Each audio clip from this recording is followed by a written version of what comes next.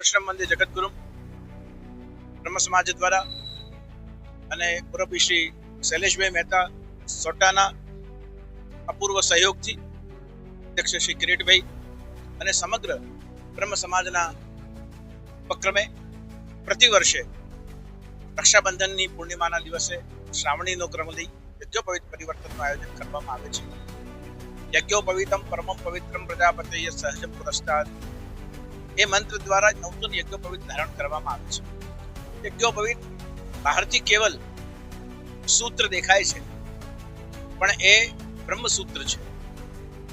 જેમ બહારથી દેખાતા લીંબુ ને મરચા ખાલી ખટાશ અને તીખાશ આપી શકે છે, પણ જ્યારે એ મંત્ર સાથે જોડાય છે, તંત્ર સાથે જોડાય છે, ત્યારે એ જ જીવની રક્ષાનું કારણ બની જાય છે.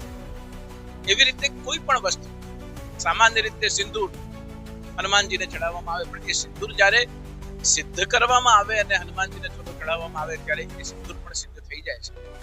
એવી રીતે યજ્ઞોપવિત એ ખાલી સૂત્ર દેખાય છે, પણ એ બ્રહ્મસૂત્ર છે, જેના ધારણથી બ્રાહ્મણ પોતાની બ્રહ્મશક્તિ દ્વારા સમાજના વિશ્વના કલ્યાણ માટેની ભાવના કરી શકે છે.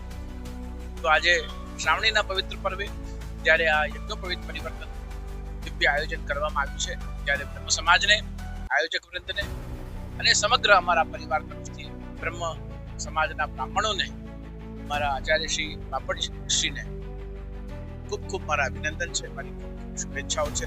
રક્ષાબંધનની આપ સૌને